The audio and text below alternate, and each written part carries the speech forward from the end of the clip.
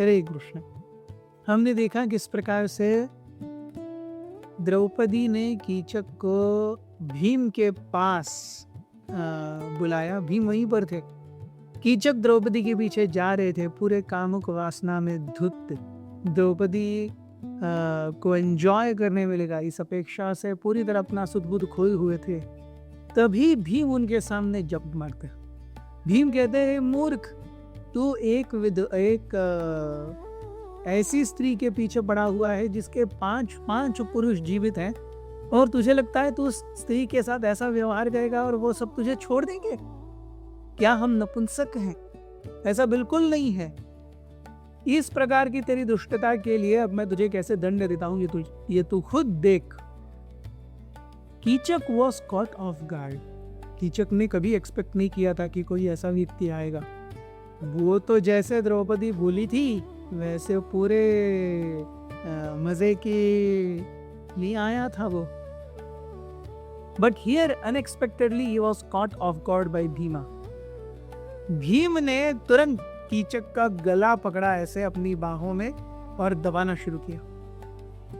कीचक ने तुरंत अपनी भोग विलासिता की मेंटालिटी को छोड़ करके ही punched Bhima on his face ऐसे उल्टा, and he could release himself from Bhima's clutches. Kichaka घमासान युद्ध के लिए रेडी हो गए। भीम भी छोड़ने थोड़ी ना वाले थे।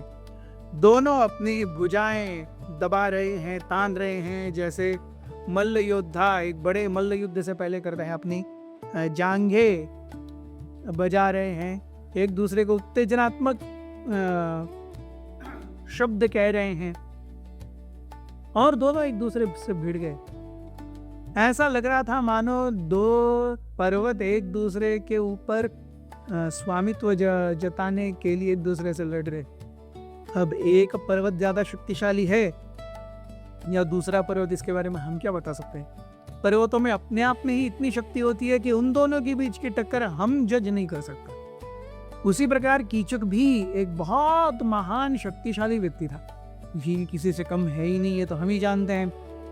अब हुआ यूं कि भीम और कीचक के बीच में जो बहुत गहरा घमासान युद्ध हो रहा था, ये द्रौपदी भी देख रही थी। द्रौपदी अंदर से खुश हो रही थी।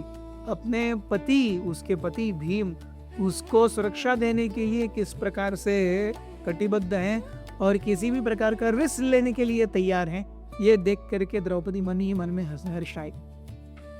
कीचक और Bhim, they both are blowing fists on each other. एक दूसरे को लात मार रहे हैं, एक दूसरे का गला पकड़ रहे हैं, बाल खींच रहे हैं, दोनों एक दूसरे के साथ ताव में बातें कर रहे हैं। इसी बीच में भीम ने कीचक को पकड़ा और ऐसे उसकी जो पीठ थी जमीन को लगा दी। कीचक को शॉक। कीचक ने बहुत सारे योद्धाओं से युद्ध किया था। प्रायः विराटनगर में आने वाले हर योद्धा से उनका युद्ध हुआ था, लेकिन इतना शक्तिशाली ओपोनेंट उन्होंने पहले कभी नहीं देखा था। Kichaka was fully dumbstruck with the power that Bhima wielded, and Kichaka knew him only as a cook, जो वल्लभ है। एक कुक के अंदर इतनी शक्ति है कि वो मुझसे चुनौती ले रहा है और मैं कुछ नहीं कर पा रहा हूं। This was too disheartening and defaming for Kichaka. दोनों एक दूसरे पर जैसे आंधी बरसती है, तूफान बरसते हैं, एक दूसरे के ऊपर पेड़ गिरते हैं, वैसे गिर रहे थे। एक दूसरे के ऊपर हावी होने का प्रयास कर रहे थे, एक दूसरे को चित करने का प्रयास कर रहे थे।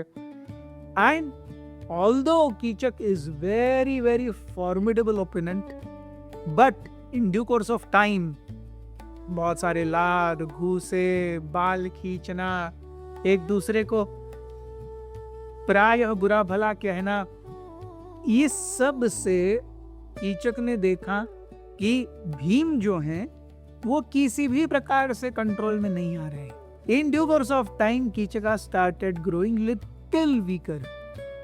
और ये एक तो कीचक वीक होते जा रहे थे और बहुत ज्यादा ईगो के कारण ये उनके चेहरे पर दिख भी रहा था अच्छे से।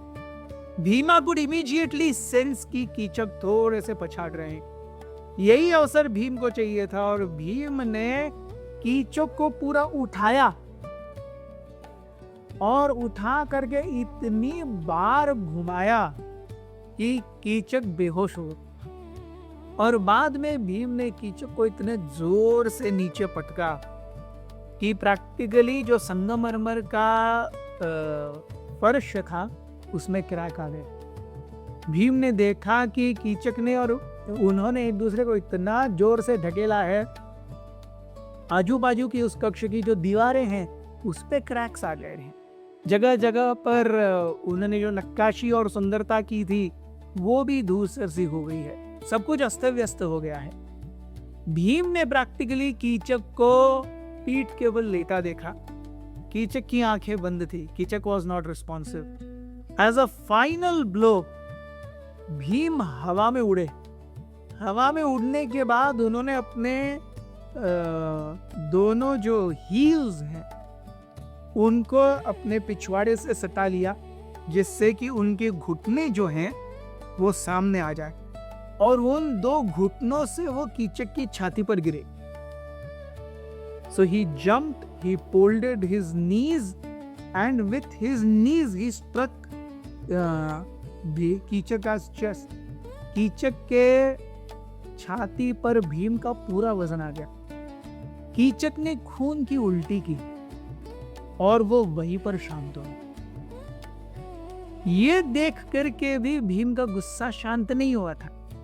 भीम ने कीचक को सबक सिखाने के लिए, अपने गुस्से को शांत करने के लिए, कीचक के दोनों पैर उनके शरीर के अंदर डाल लिए, दोनों हाथ शरीर के अंदर डाल लिए और सर भी शरीर के अंदर डाल लिया। तो practically what was left of Kichak was only torso. कमर से लेके कंधे तक बस। सर भी उसके अंदर, पैर भी उसके अंदर, हाथ भी उसके अंदर। और भीम आधे घंटे तक उस गोले से फुटबॉल खेलते रहे, लात मार के उसको, चीखते रहे उसी कक्ष में। Finally when everything was over, Bhim came to Draupadi और कहा, द्रौपदी तुम निश्चिंत रहो, जो भी तुम्हारी तरफ बुरी नजरों से देखेगा उसका यही हाल होगा। Draupadi was crying, but these were tears of joy, कि मेरे एक पति को मुझसे कितना प्रेम है और ये वही कर सकता है। In spite of all the challenges, एक भीम ही है who can stand for me. Draupadi ने भीम को आलिंगन किया, भीम ने भी द्रौपदी को अपने सीने से लगाया। द्रौपदी उस पूरे कीचक के साथ जो मुठभेड़ हुई उसके कारण भीम का जो पूरा शरीर पसीने से लथपथ था, द्रौपदी को भीम के शरीर के पसीने की खुशबू आ रही थी। उनका पूरा शरीर भी, द्रौपदी का पूरा शरीर भीम के शरीर के पसीने से मख गया।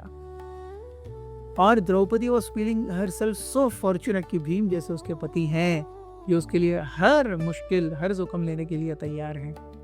भीम ने देखा कि अब हमें निकलना चाहिए। उन्होंने कहा, द्रौपदी आप जाओ, मैं भी चलता हूं, इससे पहले कोई हमें देख ले। द्रौपदी गई। द्रौपदी ने जाते हुए कुछ संतरियों को कहा, सेंट्रीज को, कि आप इस कमरे में जाइए, वहां पर एक ऐसे व्यक्ति का मृतदेह पड़ा है जिसने दूसरी की नारी पर अपनी नजर डाली थी। और जब दूसरी की नारी पर नजर डालते हैं तो हश्र क्या होता है ये आपको उस कमरे में जाने के दिखाई देगा। जल्दी जाओ। ऐसा क्या है, करिए सेंद्रिंद्री। चलिए, बहुत बहुत धन्यवाद। हरे